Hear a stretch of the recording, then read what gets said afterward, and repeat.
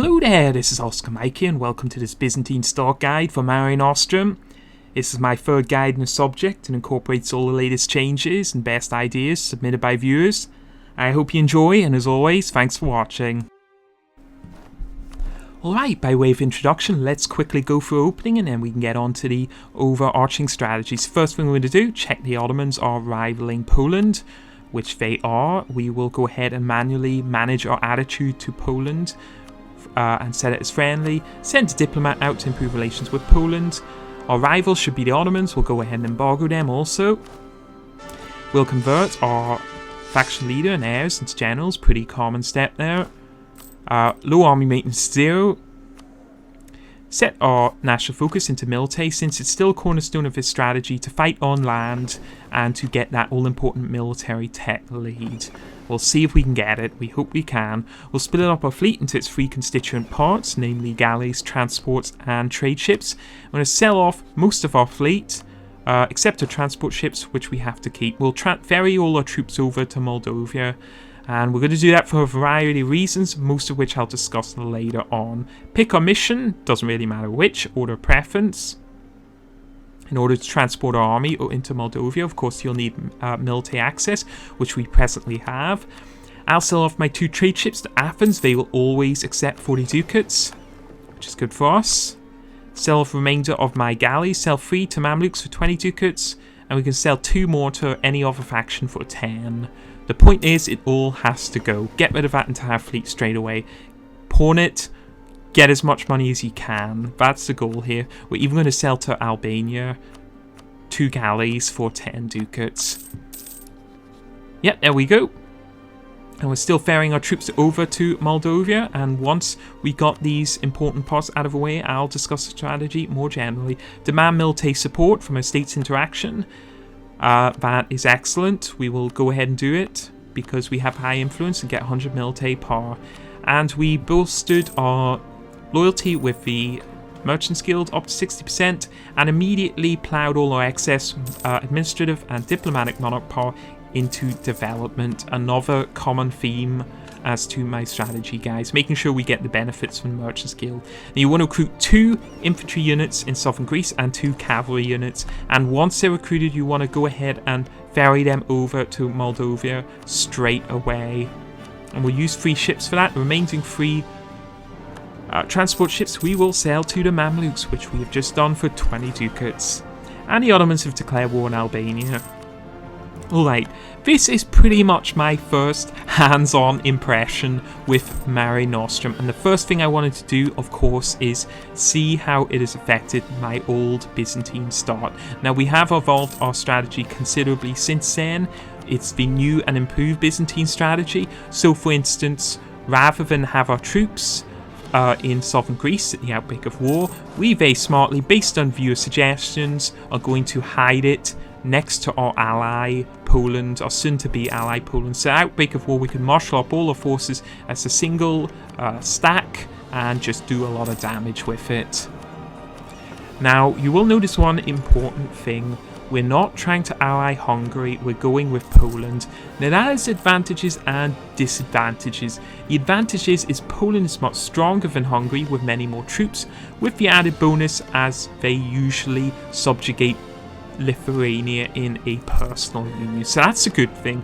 The bad thing is that is both an asset and a weakness because Ottomans are very reluctant to attack you when Poland is your ally. Take one stability hit, that's a shame. Was hoping we wouldn't get too many negative events in our first Byzantine run, but there you go. That is quite punishing at the very start of the game, but no matter, we will overcome. So yes, Poland is very strong, to quote the phrase. Ottomans dislike attacking into overwhelming numbers. Oftentimes they will not attack you if you ally Poland. If you can ally Hungary, and I haven't been able to try it in a couple of very quick experiments. There we go, we ally Poland successfully.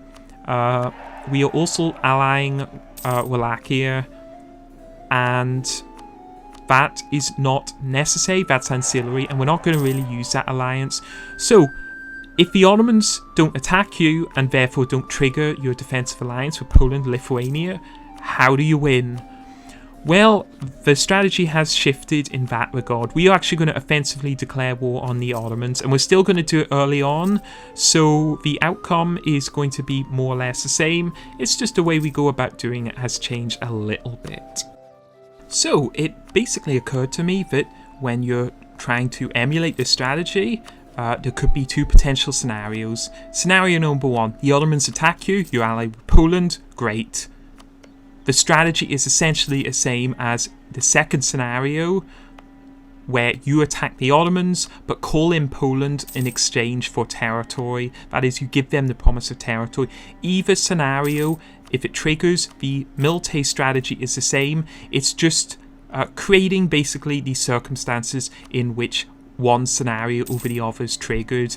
Now, again, Ottomans don't like to attack you if you're allied with Poland. Now, that is a problem. It means you might be doing a lot of waiting around, and there are certain tales you need to learn. Take a look at Ottoman army troop movement for the moment. Now, this is still very consistent with previous iterations of the game. If they have their army split up with a second stack parked in southern Anatolia, that means that their attentions are in the east, and they're going to go after places like Kandar and Dulkadir, okay? They're not going to attack you. Only when their armies are surrounding Constantinople on the westward side does that mean that an attack against you is imminent. So I'm looking at this and I'm not too happy. This is a problem, and this is one of the problems you're just going to have to encounter in order to get this strategy to work. Would be great if you could ally Hungary. It almost necessarily prompts them into attacking you. I find that in order to ally Hungary, Ottomans must rival Hungary in order for you to get the positive relations modifiers to actually be able to cement a lasting alliance with them. You can royal marriage them, but again, you need the relations boost, and the only way you can do that is to have a mutual enemy as the Ottomans. And in my experience, in the couple attempts I did, that usually doesn't happen, which is a shame, but we can circumvent it. Local nobles' power grows. Okay, well, we cannot obviously deal with 11 noble regiments right now, so we're going to have to opt for 20 autonomy, a bunch of less tax and manpower. Shame, but there's not much we can do about it. Also, it seems that Athens is having some problems with rebels, so things aren't going as well as we'd like so far, but we're doing all right. And yet another event has triggered. Okay, so Ottomans aren't doing anything. This is always a bad sign, and we're speeding up time to see what, if anything, they do. I'm predicting they're going to strike eastwards based on their army movement. They've already conquered Albania, so usually they don't have any intentions in the west. We are allied with Poland by now, and we are also allied with Wallachia. Wallachia is far less important. That's only if the Ottomans attack us. We're not going to be able to call them in, of course, because we're not going to be able to promise them any territory that they have any overall designs on. So for the meantime, we're just playing the waiting game. It is pretty important to stress that this is a very early hands-on impression from Mare Nostrum. There may be things I'm missing. This is literally one of the first, in fact, the first run I did with the new content. So I don't even know all the new features yet, but if there's one thing I know, it's how to win as the Byzantines, and that's what we're going to try and do. Okay, Ottoman army is moving. What does this mean? Absolutely nothing. They're going back into their de facto positions, and so the waiting game continues. I'm going to see if I can wait this out. There they go. They're going after Dulkadir. They will probably go on a rampage in eastern Anatolia, as you would expect. Now that's a big danger, because as the Ottomans acquire more territory, they accrue greater power. And in fact, what will oftentimes happen, if the Ottomans grow sufficiently powerful, you will lose your rival slot with them. And that's a shame, because you really want to get a ton of power projection from beating them up in your early war. From a long-term point of view, that just sets you up so strongly with the Ottomans. But it's not going to happen in this case, I'll just say that now. Okay, so we're playing the waiting game. We're still preoccupied. Any time that you have to play the waiting game with the Ottomans, use it to your advantage. So you see I hire a military advisor there. That's me going, well, if the Ottomans aren't going to attack me now, I might as well make the most of the calm before the storm. And a good way to do that is continue to build up on your military tech lead, which I'm doing, and also still investing in development, which you don't have to do. It's optional. I just prefer it because that development's going to help you over the course of the entire game. I assign a clergy estate to one of my Greek provinces to get 100 administrative power. I do that straight away because, again, that's potentially useful for development, which is exactly what I employ it for. Increases my overall income, increases my land force limits, just a bunch of good stuff. And as you can see, we are not actually losing money at the moment, so we can sort of wade this out. So Ottomans still are sitting by, parking their army in southern Anatolia, fearful of the alliance we've managed to muster up, and they will continue to go after these Eastern Anatolian factions. So the onus is on us then to declare the war. There's no way we have time to accrue sufficient favours with Poland. I don't like that strategy at all. I want to win quickly, okay? So what you can do is you can declare war on the Ottomans if you, in the exchange that you promise them territory. Here's a nice little decision. It kind of makes up for the less nice decisions we've already received. So we'll go ahead and take increased base tax. Fine by me. Worth about 50 administrative monarch power. And yet another decision. Most of these decisions are good, to be fair. So, from my experience, from my very preliminary testing, Poland will join you in an offensive war against the Ottomans, provided they're their rival, which they are. We checked that at the start of the game, remember? And provided you promise to give them territory. Now, we're not actually going to give them any territory, but that's just a promise. We're going to do a diplomatic action. Now, you can see we're no longer rival with the Ottomans. That is because they've expanded their power by going after the small Eastern Anatolian factions, like I said. That's a shame, but it's not going to be disastrous. It's not going to frustrate our designs to the extent that we're not able to beat them up in a war. Also, it just occurred to me that this is probably not my most polished guide. We're going to be playing through this here at very high speed, and you're going to notice that if you spent any amount of concentration on playing this out and did it at much slower speed, you do a much better job. So this is by no means an optimal run, but I thought it was fun because of my first run at this. So there we go. Ottomans are still rampaging in the east, growing their strength in relation to ours. By every day that passes, our own position becomes more perilous, but that is fine. So if we have to declare an offensive war on the Ottomans, when is the right timing to do it? Well, there's two great timings you have. Right now, we are closing in on our second military technology advancement. That's going to give us a real power boost against the Ottomans and tip the scales in our favour. The second thing is, it can be worth it to wait for the Ottomans to attack a larger faction in the east. Now, that does happen. Ottomans seem to be really aggressive right now in Mare Nostrum. So if you wait, you either wait for them to pick on Mamluks or any of the eastern factions, wait for them to have their forces in the east engaged in that war, and then you strike. It's a really good strategy. Again, the military strategy will remain the same. Ottomans will divert their forces to deal with you, all of them. So you're still going to have to defeat their army in the field, but it is very doable. Aha. Okay, so two important things happened in the same day, basically. Ottomans declared war on the Mamluks. We lost our faction leader. That was a good general, if I recall. So now's as good a time as ever to strike the Ottomans. We can call Poland in the exchange for territory. We do have a bit of a succession crisis looming, but we'll deal with that later. And always remember to activate your forts. Now remember those 3 transport ships we left over? And we kept them parked in Constantinople? Well, I hope you did the same, because they're going to be pretty important. And this is one of the viewer suggested strategies. Although this is a strategy I use for so many other guides, it just didn't occur to me to use it in this one. So any long-time viewers will know exactly what those transports are for. Nice little tactical move here that can help ease the difficulty of taking on the Ottomans. So we invest in military technology level, we're increasing our army maintenance, of course, and we're just preparing to strike against the Ottomans. Having our troops parked in Moldavia is such a good advantage. It allows us to group up with the Polish and Lithuanian straight away, concentrate, don't dissipate, strike quickly, strike hard, and beat up the Ottomans early on. So we're just waiting now for the Ottomans to mass their forces in the east. Don't worry if you're doing this and the Ottomans don't attack the Mamluks. If they attack a smaller faction, that's fine. Just make sure they engage in some war in the east so you get a jump on them. You want to beeline straight for the enemy capital, because in order for them to cross Anatolia across the Strait of Bosphorus and attack you, they need to incur the river crossing to get to their capital, and that's the exact province we're going for. So we declare war. Our army becomes movement locked. Should have parked it in Poland. That wouldn't have happened if we did, but that's fine. We just race our army to Constantinople and we'll eliminate the black flag. And then we'll withdraw. And then we'll head straight to the Ottoman capital. That's going to be our goal here. That's the province I want, because again, for the Ottomans to cross westwards and attack your armies, they're going to have to take basically a straight crossing, and that's a -2 penalty to an attacking force.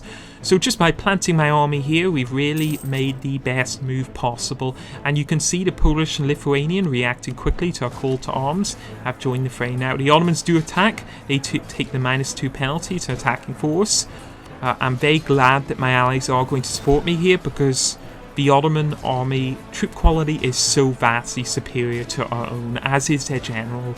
You can see the difference in morale. It really makes a big difference, but we have the numbers for once. Well, I don't want to take another -1 stability hit, so I will suffer the cost of 13 ducats in order not to have that fire. So we win the first battle. Now remember those trade ships?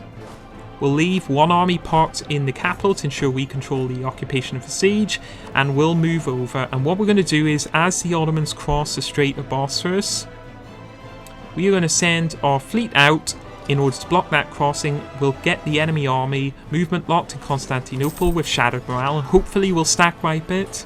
We lose our fleet quickly, not really a surprise there. Unfortunately though, things don't just go as planned. We aren't able to get the stack wipe, which I was actually a little surprised about. The Ottoman army still had quite high base morale, given the disparity between our troop quality. What I probably should have done if I was doing that properly is sent out my fleet piecemeal, one ship after the other, and kept doing that until the Ottoman army was crushed. But I didn't, and so that cost us. But hopefully if you're doing this, you'll have learnt from my very basic mistake. That was a big missed opportunity, but I still maintain that if you do that right, you will reap the dividends. Obviously, it's a lot harder when you're playing at times 4 speed, as I am right now. Again, I want to try and condense this as quick as possible for the sake of ease of viewing. This is by no means an optimal run. It's just getting sort of the basics flung out there for you to see. So the Ottomans attack over the strait once again. We take a defensive battle. We get our allies to support us. We're doing alright rules-wise. Yeah, alright. Maybe slightly above average. Venice has declared war on the Ottomans. The Ottomans are now fighting Venice, Mamluks, and us. Now, Venice isn't really going to do anything. Neither are the Mamluks. So all of the Ottoman armies are concentrated against us right now. So again, we still have to do most of the heavy lifting, and by we, I mean our allies, basically. We're actually not doing much at all, as you can see. So as for a strategy now, to be honest, it's fairly basic. Maintain control over these sieges, slowly siege them down, and maintain control over this defensive terrain, ensuring that they can't get safe passage through the Strait of Bosphorus. Preferably, try and conserve as much manpower as possible. Allow your allies to do the majority of the fighting, but anytime there's a battle like this, always try and swoop in and claim the army tradition and prestige from helping win a battle, even if we're Johnny-come-lately, as we are going to be in many battles. Now, there's a couple things you have to note, and this is a bit more tricky. This is more tricky than the actual fighting the battles and ensuring you win them.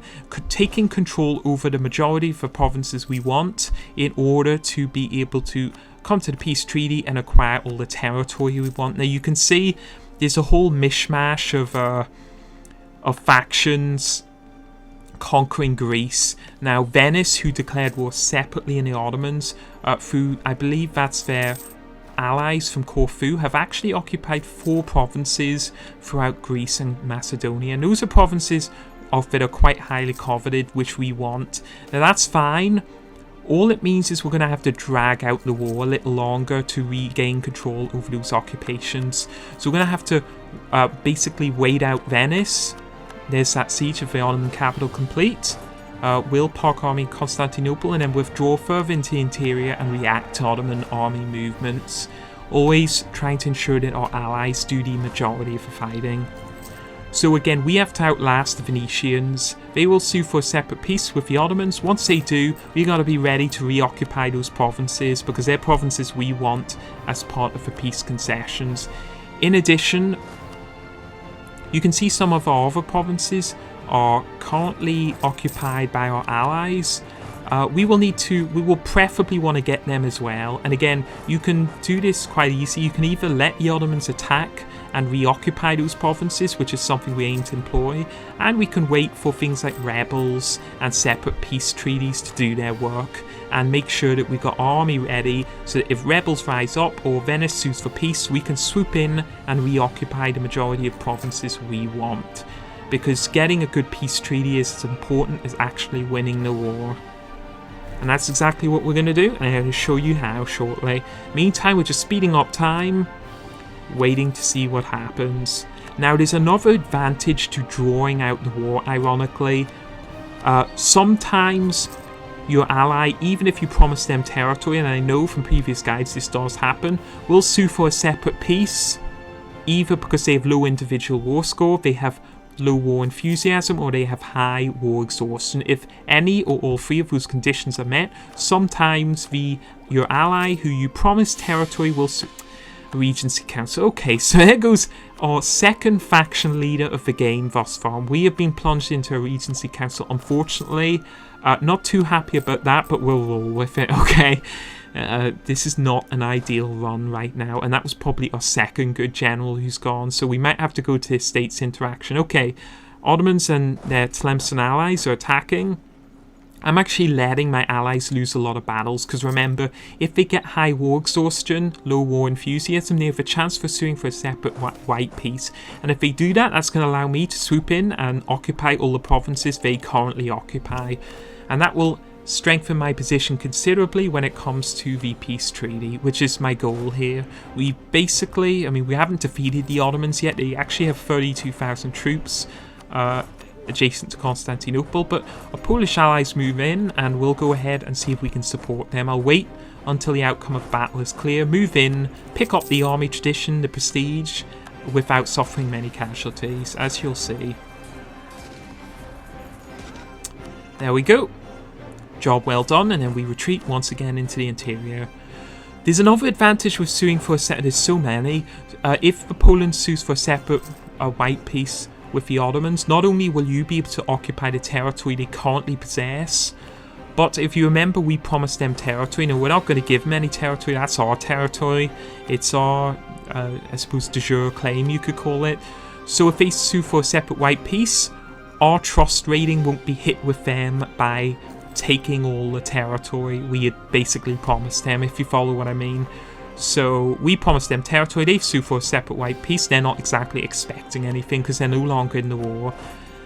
But if that doesn't happen, then just take the territory regardless, don't feel obliged to give Poland anything. Your trust rating will take a hit, but you can just transition into allying another faction like Austria once your power grows considerably. So I'm just moving in, helping my Polish allies, always ensuring that I get to the battle the latest possible date to pick up the army tradition and prestige. You can see here rebels did rise up, forgot to mention that, and retook control over one of the provinces we want, which is great. I'm just going to shift my army over there, make sure I occupy control of that province. I'm going to keep doing this until we have all the territory we want. Basically, that's the name of the game. And we get there in time, and we're going to occupy that.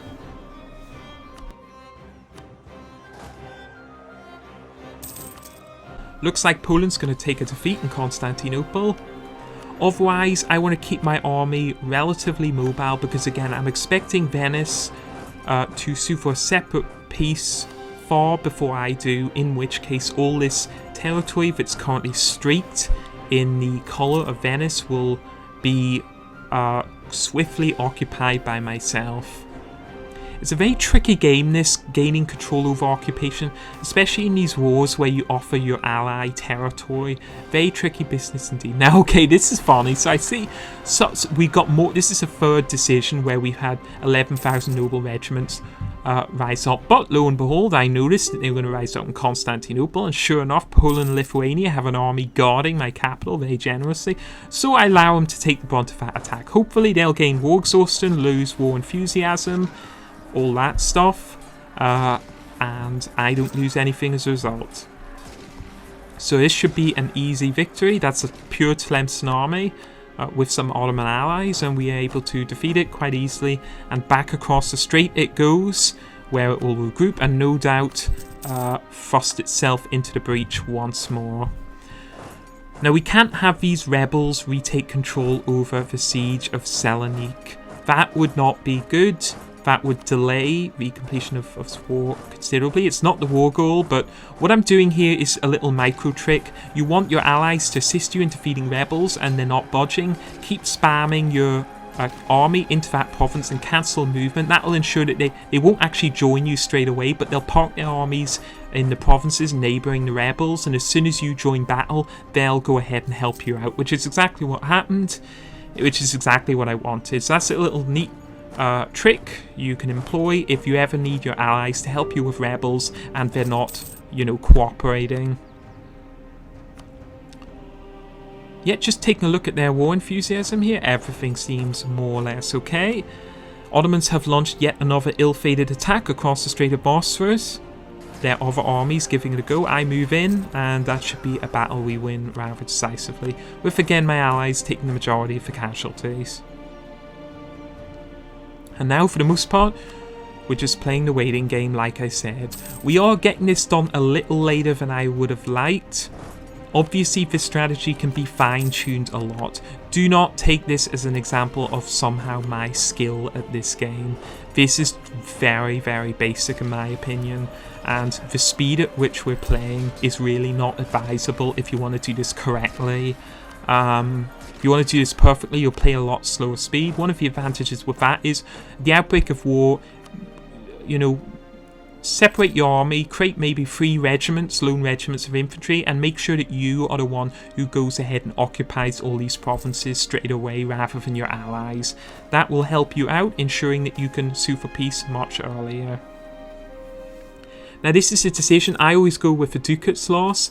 I know for a fact that the second decision has an event that can sometimes fire where you actually lose base tax in the province, the afflicted province. So I always make the point of going for the ducate's loss instead of losing goods produced.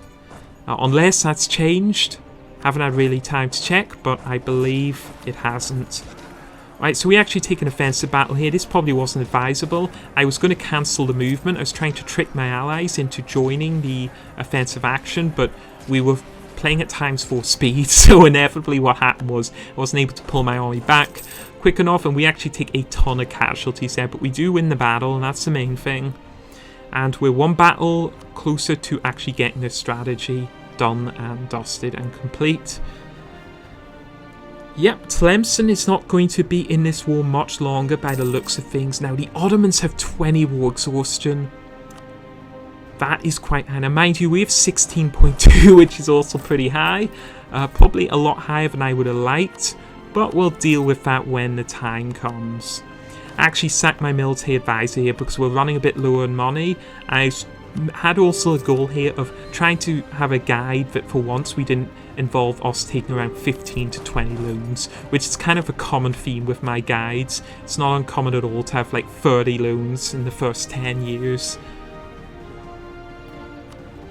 Alright, there's the separate peace off of Tlemcen.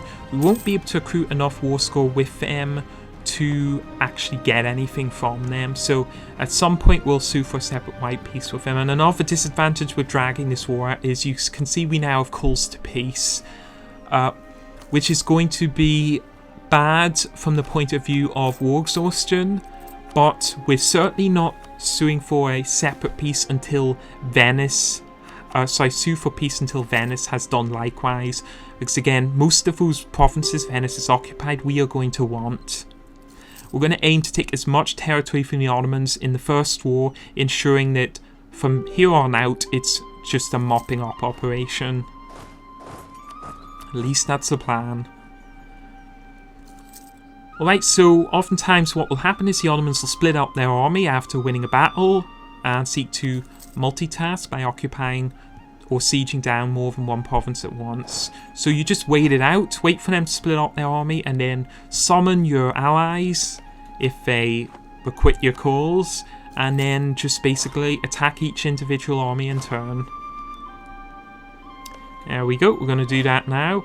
I'm actually making sure that I maintain control of this province before I move my army. You can see I did that. That's one more province under my occupation that we can get as a result of any peace treaty. And the calls to peace grow much longer. So I'm trying to figure out where the heck all that war exhaustion came from. It looks like a lot of it came from that blockade, and it is quite a large blockade to be fair. So Poland attacks into the Ottoman capital, we go ahead and assist. Should be able to win this battle fairly easily, we do indeed. Okay, some more rebels rose up in a province currently occupied by Venice. I am simply going to wait for that province to fall under the control of rebels, wait for the army to depart, and then move in, and that's one more province we've got occupied. Yeah, again, Tlemcen don't really have any interest in keeping him in the war, sue for a white peace, and that will bolster our war score with the Ottomans up quite considerably actually, so that's looking good there on that front. 82% war score. Now there you can see, sure enough, actually when Venice lost control of that province to the rebels, that seemed to be the catalyst for them suing for a separate peace.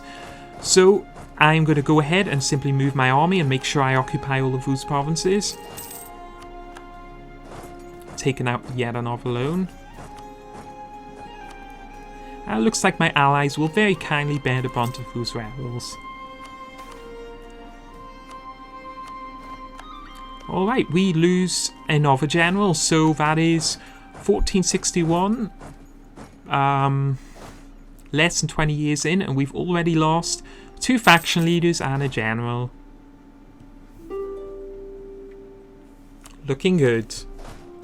Yeah, so that's one more province occupied. If you're worried about your allies occupying a province, just select attached to army, spam your army movement between 2 provinces, and eventually they'll give up the occupation and go and assist you like they did. Now, Ottomans have actually got a breach in the fortifications here. This is probably as good a time as ever to sue for a separate peace. Now, if I was doing this optimally, I would have probably defeated that army and make sure I got manual occupation of all the Ottoman provinces. But I think what we have now is pretty much fine. And from the purposes of demonstrating the fact that this strategy still works, I think now would be as good a time as ever to sue for a peace. And that is all the territory we want. Take as much as I can, absolutely ensuring that the Ottomans are defeated in this war and can't pose a threat to us going forward. And that's the type of peace treaty you want. You can release nations, stuff like that. There's tons of things you could do. I can't really be bothered with doing this now. Gee, that's a lot of revolt risk. Yep, that is the result of what must be 20 war exhaustion by now. Now, we do actually have enough diplomatic monarch power, more or less enough saved up where we could get that war exhaustion down to about, what, 4 or 5? So we're not going to be majorly threatened by rebels. But for the purposes of demonstrating this strategy, that is pretty much how you want to do it. You can do it a lot better than this. But I've been Oscar Mike. Thanks so much for watching this video. It's been fun to make. If you have any comments, feel free to inquire. I will try and answer them. Likewise, if you like the video and you want to see more of them, be sure to subscribe. I've got a lot of guides and content coming up.